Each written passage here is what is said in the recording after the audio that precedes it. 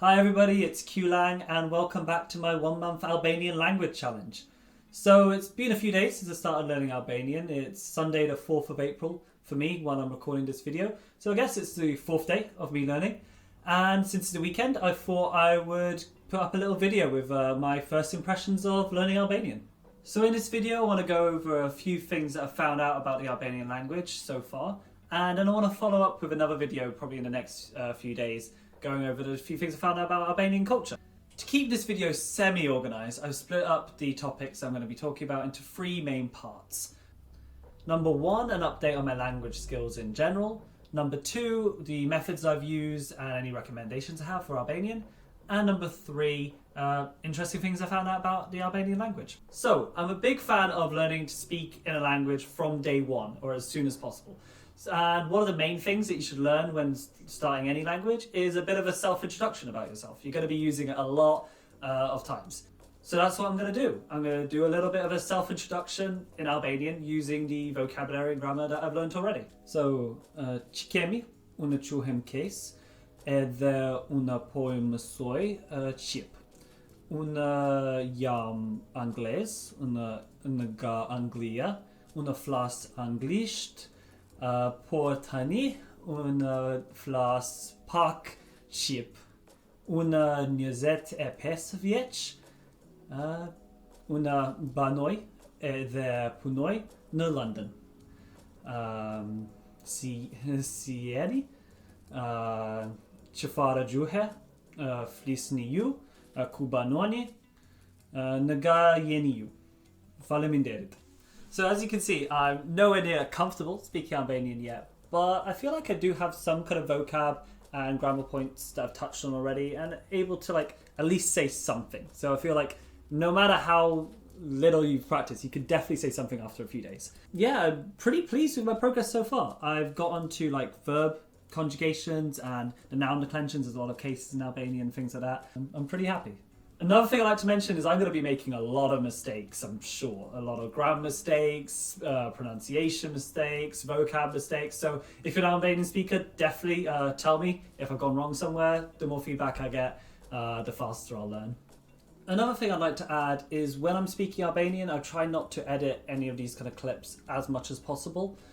Just because I want to give an accurate representation of how much I'm able to speak after a little bit of time.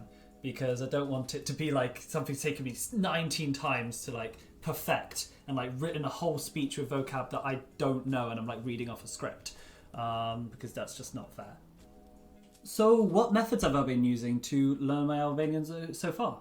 I'll put up my kind of language learning routine that I talked about in the last video. So you can see what it looks like.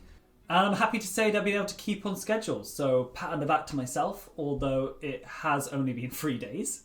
For vocabulary, as I mentioned before, I'm using Anki, and I thought I'd show you guys what it looks like. So you see that you get given flashcards on the app, and if you know the answer, then you can click Show Answer, and simply put it if you got right or wrong. You can get specific decks off the internet, but I found that there weren't many decks for Albanian, and they weren't really in the format I liked, so I decided to make my own. I have made both English to Albanian and Albanian to English and learn around 20 new cards a day, which means that I get around 10 new words a day, since each new word has 2 cards, one for the English to Albanian and the other from Albanian to English. This means that in 30 days, so for the month challenge, I'll only really be able to get through 600 cards or 300 new words, which isn't an awful lot, but you can't really rush vocab too much, you really have to be patient, and the key is to focus on relevant words that you think you'll use often. Rather than just random words, and you'll get to as many words as you need in time. You can also customize Anki quite a bit by putting in your own pictures and voice recordings. So for anyone who likes to match, say, a picture of a word, like the word cat, to the new vocab that means cat, you can do that. And if you want to have an audio clip of a native speaker saying the word, then you can definitely put that into Anki as well. And I think that really helps a lot, so you don't kind of start pronouncing the words incorrectly, which is a very easy thing to do when you're just reading things when you first start learning a language. However, it is sometimes quite hard to find good quality native audio clips, and I definitely prefer it if someone's already made a deck and you can just use that. But overall, Anki is a really, really good tool and definitely recommend it. Best tool for vocab that I know of. As for grammar, I've been using this textbook, Discovering Albanian 1 by Linda Manicu and Hector Campos. And I really like it so far. I see a few options for textbooks for Albanian, and I decided to get this one because it's a lot more reasonably priced than the other ones I could find on Amazon. So there's about 18 chapters in this textbook, and it promised to get you to around an A2 or B1 level in the European framework of languages, which sounds really ambitious to me. But when I looked at the final chapter, it has some quite advanced topics like the future perfect, present perfect subjunctive, pluperfect tenses. So yeah, like I said, they're pretty advanced. So probably in terms of grammar, it'll be able to get you to that level. But you'll probably have to do a lot of practice afterwards and outside the textbook in order to get that grammar properly lodged into your brain. You're probably going to have to do a lot of vocab on the side as well to get to a good intermediate understanding of the language. However, with 18 chapters, if we aim to do, say, one chapter a day, then with the 30 days of the challenge, we actually have a good 12 days left over to do that grammar practice and get it kind of instilled into you and do that extra vocab practice. So if we go along with one chapter a day, we're looking pretty good. Going into the actual content of the book, I'm pretty impressed so far. The structure it has is that for every chapter, it has a certain conversation topic. For example, where do you live? Health, professions, and it has dialogues based on that. So by the end of each chapter, you get phrases that you can actually use in certain scenarios. So the structure for each chapter is you have a dialogue between some characters and then talking about the scenario. And after that, you get the vocab list for that dialogue. After that, you get grammar for the grammar contained in the dialogue. And then you get some exercises to practice that grammar and vocabulary. And that structure just simply works. At the start of the chapter, you kind of read a dialogue and you maybe understand about 50% of it because there's a lot of new vocab and grammar structures. And then when you've gone through the chapter and learned all of that grammar and vocab, when you go back to the starting dialogue, you actually realise that you can understand all of it. And it's a really satisfying kind of feeling.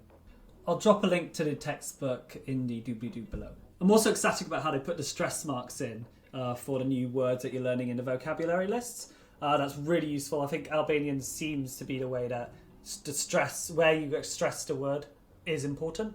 For example, in English, we have the word record and record, which are written exactly the same, but depending if you stress the E on record or stress the O on record, they mean different things. It's actually quite a common thing if you look it up with the verb and the noun having a different stress. But yeah, stress is pretty important in a lot of languages. And when I was studying Russian, I found that the stress was really important in Russian words. So if you put the stress on a different part of the word, then you completely change the meaning of the word. When I started learning Russian, I didn't know that the stresses were important, and so I just learned the words as I thought they were.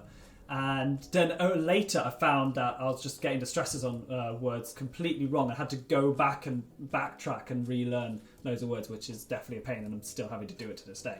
One embarrassing conversation where I was in Russia and I was trying to buy some flour for baking Russian pancakes. And the word for flour in Russian is murka, with a stress on the a. And I went and asked for muka, with the stress on the u. Murka and muka. And what muka means is torture. And so I went and asked for some torture, which definitely was a bit weird. That's why, yeah, it's important to learn the stresses. Some things to be aware about this textbook is that it does go quite heavy on the kind of linguistic terminology. So it just drops things like indirect and direct object, genitive, dative, ablative case, kind of all over the place, and it kind of half expects you to know it. It does have a bit in the beginning saying that they're trying not to use as much linguistic stuff as possible, but they're still a bit heavy in that. So if you're not used to a lot of the linguistic terms, it's a bit tough probably to get into. I personally liked it because it's a bit more specific. Just a thing to be aware of.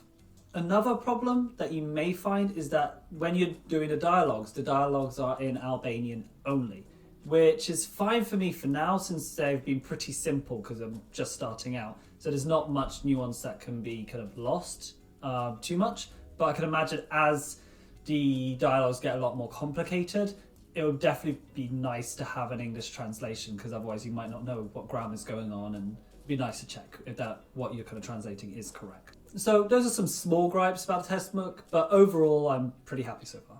As for these methods that I'm using to learn Albanian, I'll do a proper video at the end of the month challenge, do a good, more kind of conclusive kind of hints and tips for learning Albanian, as then I'll have more experience of knowing what works and what doesn't for Albanian specifically. For listening and pronunciation practice, I found a cool movie on YouTube called Skanderbeg, or Skenderbeg in Albanian. And it's from 1954, so it's a relatively old movie. And it's all about Skanderbeg and how he became an Albanian national hero. I've heard that there's a newer version, but I haven't been able to find where to watch it. So if anyone has some links, I'll be very appreciative. In general, I did find it hard to find listening material and like things to watch in Albanian. I looked on Netflix, but as far as I know, I don't think Netflix has any Albanian audio options. So what I did is I just went onto Google Translate and Google translated documentary in Albanian or things like that and searched out on YouTube and then got a few things that way. So I'll try that in other languages as well. But again, if anyone has any really good links, I'll be really interested. So that's the same for like any TV shows, films, Albanian YouTubers, hit me up. As for music, I just went on Spotify and typed in Albanian charts there. Found a lot of pop songs. I found Edheti by Tena and Muzik and a bunch of other songs. But I don't really know much about the Albanian music kind of landscape. So if you have any good must listen to songs, hit me up with that as well. Speaking wise, I wasn't able to book a lesson for yesterday, but I've got a lesson booked on italki for later today. So I'm looking forward to that, and that'll be my first speaking session. Aiming to do about 2 a week. Now to get into the real fun part of the video. What have I found out about the Albanian language so far? And first of all, I've been looking for similarities with Albanian and any other language that I've seen already. I know that it's an Indo-European language, but it's in its own branch of the Indo-European family. So they've got Romance, Germanic, Slavic, etc. And it's separate from that. But eventually it does kind of link back and connect with the other Indo-European languages. So there may be some connections. And I've seen some things, for example, with the numbers. You've got the like numbers 1 to 4 are 1, 2, 3, 4, which sounds quite similar to the French numbers to me.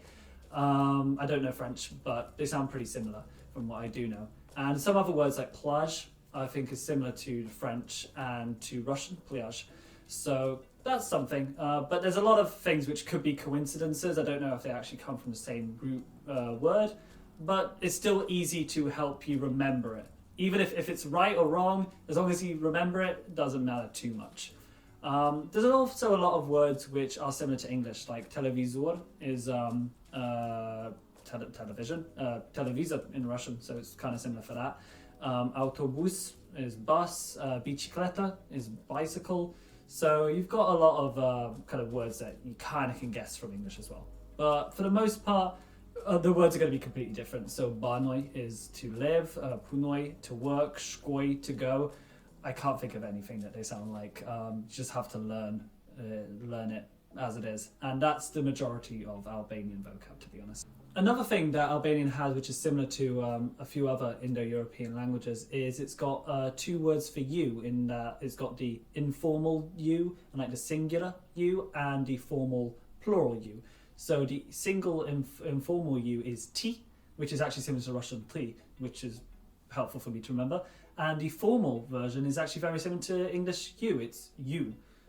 So you yeni is you are, where you is the you plural or you polite form. And so that's quite easy for English speakers to kind of remember. Another throwback to English is English used to have 2 words for you. So thou and you, where you is the formal version and thou is the informal version. So if anyone tries to act really pretentious by using thou and whatever like that, just tell them to shut up and use the proper respectful form of you, which is just you. Another cool thing that Albanian has is it has cases. And if you don't know what cases are kind of bits that you put on to the end of the nouns to kind of say what its role in the sentence is.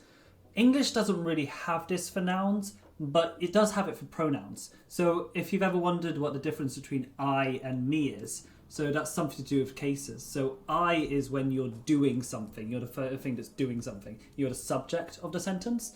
And me is when something's happening to you. You're kind of like the object of the sentence. Kind of oversimplifying it, but it kind of gets the job done. For example, in the sentence maybe like, I hit Gary, you know you're the person hitting Gary because I shows that you're the subject. You're the one hitting Gary. And Gary hit me, Gary hit you because me is the object of the sentence because it's changed to me. It's not Gary hit I because then you don't know what that kind of means. But you got the word order. But Gary hit me makes it very obvious. Gary's the one who's wailing on you. But yeah, Albanian has this, and it's got many different cases. So there's nominative, accusative, genitive, dative, ablative, even evocative technically, but don't think the textbook kind of counts that. Which is actually, funnily enough, the same as the Latin cases. So for any of you native Latin speakers out there, got a big benefit when you want to learn Albanian. Another thing I've noticed about Albanian is its interrogative form is quite flexible comparatively to English. And interrogative form is when you're kind of asking a question. For example, the difference between you are Italian, kind of a statement, and are you Italian? In English, you switch the you and the are around. And Albanian does that kind of same thing. So, for example, you are Italian in Albanian is ju jeni Italiane, and are you Italian is a jeni ju Italiane. And so you switch around the you and the jeni, and you also put the a in front. And what's interesting about it is you can do it not just for the verb to be, but you can do it for a lot of other words. For example, a flisni ju italisht, for do you speak Italian, where you have the exact same thing, where you have ju flisni italisht is you speak Italian, and a flisni ju italisht is do you speak Italian. You have that same thing of you and flisni switch around and you put an a in front. Where in English you can't just do that. You have to put like a do as well. For example, like you can't say you speak Italian and then speak you Italian. No, you have to put do you speak Italian, and you not do speak you Italian or something like that. So depending on whether it's the verb to be or to any other verb, you have a different formation in English. Whereas for Albanian, it doesn't matter if it's the verb to be or any other word like to speak, which is pretty handy. So that's a few of the grammar points I found out about Albanian so far. I'm sure there's going to be more to come. But another big thing I really like about languages is the phonology. And phonology is kind of like the sounds that make up the language. So when you first start learning a new language, what I'd definitely recommend straight away is looking at the alphabet and making sure you know how to pronounce all the letters in that alphabet. And there's luckily enough, Albanian is pretty similar to English and it has the same script. So a lot of the letters are actually the same. So a k is a k, a b is a b, a p is a p. That's not too bad. But there are a few extra letters and there's a few false friends where there's some letters which look like they're the same in English, but they're not. So when I see a new alphabet, I classify these new letters in 3 different ways. So class 1 are letters that look the same in English, but are pronounced differently. For example, the C in Albanian, what looks like an English C is a t sound in Albanian, like pizza. So it looks the same, but it's pronounced differently. And class 2 is where you have a letter which looks completely different in Albanian. It doesn't have any equivalent in English for what it looks like, but it's actually pretty easy to pronounce. For example, the DH in Albanian is a the sound, which you don't think is an English sound, but it actually is. So if you compare the words this and the word think, you might, if you hadn't thought of it already, you might think that they're pronounced the same way, but they're actually a different sound. So try to say it to yourself and mix up this and think and say this and think. It just doesn't sound right. So it's 2 different sounds. But we actually, thankfully, we have that sound in English. So once you know what the sound is, then it's very easy to pronounce. And loads of languages have these things where if you just have to put in 5 seconds of time to find out what the sound should be. And once you know it, you know what you can match it to in your own language, and it's very easy. So I'm looking for all of you Spanish speakers who pronounce paella as paella in Spanish. It just takes 5 seconds. You can look it up and you know how to pronounce it. The last category that we have is a class 3 category, which are the sounds that you just don't have in English. So you have the sound in Albanian and you don't have in English. For example, in Albanian there's 2 sounds which in English we'd say is a J sound. So you have the XH, which is a J, which I think is more similar to the normal English J, like a jar or a jam. And you've got the GJ letters in Albanian, which makes one Albanian letter, which is a J sound as far as I can tell. And between J and J, I personally can't tell the difference, and I hope I'm pronouncing it correctly. But in Albanian, they're completely separate letters, and people can tell the difference. And similarly, Albanian has 2 ch sounds that we would say ch in English. So it's got the C with the little thing on the bottom, which is more like the English ch, and it's got the Q, which is a ch sound, I think. So I'm not able to tell the difference between these sounds. However, if you look at the IPA, so the International Phonetic Alphabet, I'll put a link below, and that basically shows you all of the different sounds in the language and goes into a specific way of how to pronounce it. So if you haven't seen the IPA before, I'll probably make a video on the IPA and explaining what it is. But yeah, like I said, it's basically a description of where you put your tongue in your mouth and all the different ways that you make the sound. And so if you read that, you can kind of know how to make the sound, where to put your tongue and how to kind of blow the air, etc. like that. You read that and you're able to probably make the sound, but it's with great difficulty because you're probably not used to making that sound. You have to practice it quite a lot. But you are at least able to try and make that sound, even if you're not able to actually distinguish it with your own ears yourself. But yeah, there's lots of... When learning a language, definitely have a look at the IPA for that language. Go through all of the letters. It'll save you so much trouble later on if you know how to pronounce all the words that you're reading. So in the Albanian, there's quite a few new letters that you have to learn in all three classes, class 1, class 2 and class 3. So I've got a list here, I'll have a look at it and I'll put it on the screen. But we've got the C in Albanian is the ts sound, like I said before, like in pizza. What is a J in Albanian is actually a y sound, so like y for year, very easy sound. So class 1 letters are letters that you think you know when you see it, but are actually different. But at least we have the sound in English. So, and the other letter that they have is the X sound, which is actually a Z sound in English. So it's like lads or ads, like that. Then you've got the class 2 letters, which is like the C with the little thing on the bottom. I should look up what that is actually. I know you got it in French and stuff. But it's like just a ch sound, normal ch. You also got the DH, which is the sound, which you went over already. You've also got the E with an umlaut on top, which is just an sound, like in about or around, which is actually a schwa, which is quite common in a lot of linguistic stuff if you've seen it around. If you've studied any Indian languages, you definitely know what I'm talking about. You've got the XH sound, which is a j sound. I think it's like a normal English j, pretty much. Then you've got the ZH sound, which is a zh sound. This is very common in Russian. They have a letter for it. But English also has it. So pleasure, leisure, that zh sound, that's what the ZH is. And then you've also got NJ, which is a ny sound. If you remember, the J in Albanian is a y sound. So NJ is a ny sound, which for me seems like the Spanish ñ, the N with the tilde on top, that kind of wavy accent. So the ny sound. Now, the tough ones are the class 3 letters, which we just don't have in English. So the GJ sound, the j, I think I pronounced it correct, but I'm not sure. And it's equivalent for the ch sound. It's a Q and it's a ch sound. You also got the double L sound in Albanian, which, as far as I can tell, we don't really have in English. I've seen that maybe the Australian dialect of English has this, but it's like a L sound. And I think it's a velarized L, which I think you've got 2 places of articulation, so your tongue is kind of touching 2 places in your mouth to stop the airflow, both more at the front of the mouth and further back in your velar region, which is like the soft kind of bit in your mouth. Yeah, really tough. I don't really know how to pronounce it, but I'm going to keep trying. And then you've got the R sound in Albanian. So the English R is pretty weird and unique. Not a lot of other languages have it. And the Albanian one is more of a tap than the R sound that we have in English. So more like a the sound, which reminds me of the Japanese the sound, a mixture between an L and an R and a D. I don't think it's exactly the same. I think the IPA is slightly different, but it reminds me a lot of that. And then you've got the double R sound, which is like a r sound, which you have in Spanish, just rolling your R. We don't have in English, but it's relatively easy to do, for me at least. And then you've got the Y sound in Albanian, which is a U sound, I think.